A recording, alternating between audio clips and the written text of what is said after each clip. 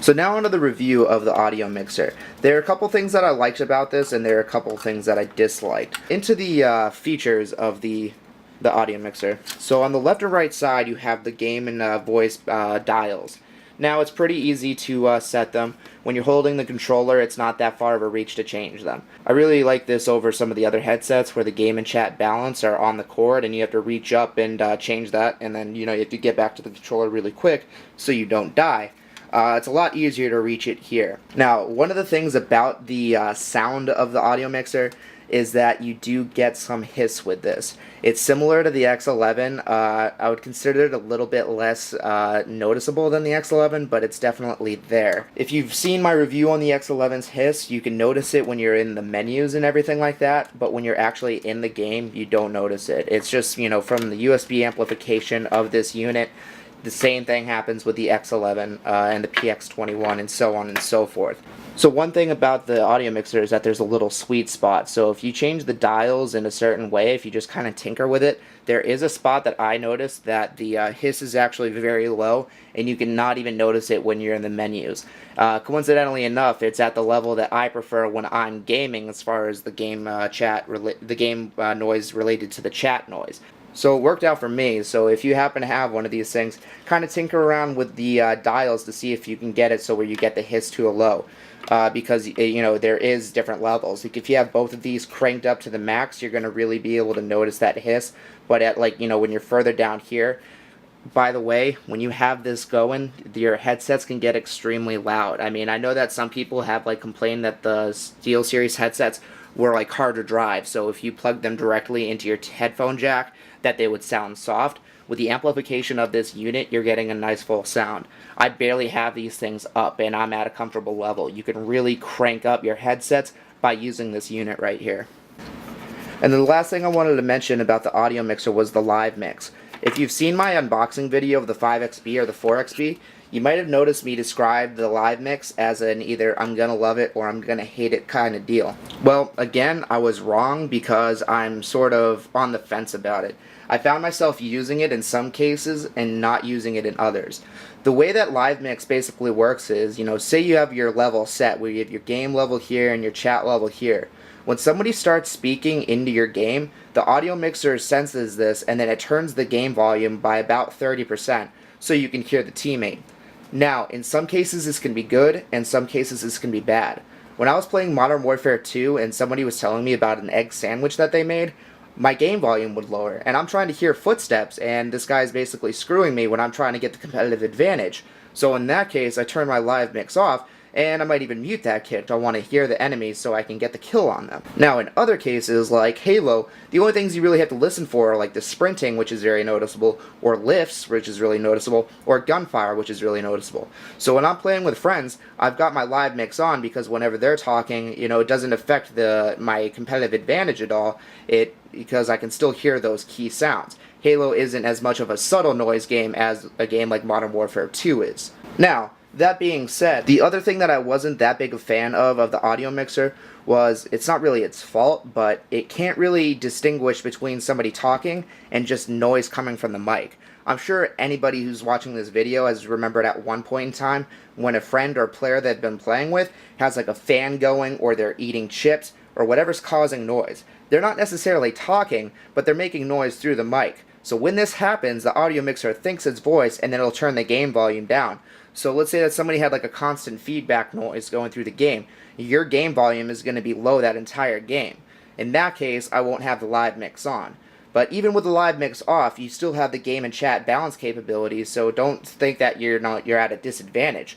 It's just, kind of setting it on autopilot for you. So like I said, if I'm playing with my friends in a game like Halo, or, not a game, pretty much the only game I didn't like it in was Modern Warfare 2 because I was listening so intently for footsteps. Everything else, as long as it was with my friends, I was okay with. If it's just people I've just been matched up with, I'm going to leave it off because I really don't care about what they have to say most of the time. I don't care about your egg sandwiches. It's cool story, bro, but no. So my final conclusion for all of these is this. I really like the idea of the direction that SteelSeries was going in with their first attempt at a full-on 360 line here, because when you're comparing this price-wise to Triton AX180s or Turtle Beach X11s or Turtle Beach X31s, PX21s, Skullcandy SGSs, etc., what's the difference here? Well, with all the headsets I just mentioned, every feature that you get with it is built within the headset itself. It's either in the cord or it's built somewhere in the headset, like if you have a volume knob on the headset itself, whatever. With these headsets, everything is located in the audio mixer itself. So it's kind of like comparing a laptop to a desktop, monolithic versus component. So when you have a component system right here, if you want to upgrade, you can easily just use this for like just iPod use or laptop gaming use, whatever, and you can use the audio mixer for your new headset so you have the same game and chat balancing capabilities and etc. If you were to have the X11 or the PX21 or the Triton AX180, if you were to get a new PC headset, you're losing all those features that you just bought with the headset beforehand, because once you take that headset away from your gaming, you're taking all the features with you too. So you have to start up from scratch and either get like an Astro Mixamp or get one of these separately. So basically my thoughts are, you know, if you're looking at a headset like this, which is $59.99, I'm considering this to be like the new Turtle Beach X11, just because you're getting all the same features virtually. The only thing I can think of off the top of my head is the mic monitoring, which this one doesn't have. But if you're basically looking to get you know, perfect headset system in the future, this is a really good starting off point. Because let's say that you get this in the audio mixer. You upgrade this to Sennheiser PC350s. You can now use that with the audio mixer. Then eventually over time, you can get the Earforce DSS, add that to the mix, get virtual surround sound, and then you're all set. You have pretty much an Astro Mixamp system right there, because you have the game and chat capability, and you have the virtual surround sound. Now, that being said, is it as good as the Astro Mixamp? No, it's not really, because of that hiss right there. You don't get it with the Astro Mixamp, but not everybody has that money to spend all at once. They don't have 130 bones to drop down on a Mixamp right away. This gives you a chance to progress to that, because you can spend $60 at first, then let's say for your birthday, you get a new headset, and then for Christmas, you get the DSS, and then you're just kind of gradually raising to that. It's sort of like a Mixamp on layaway. So for some people, that might be their option.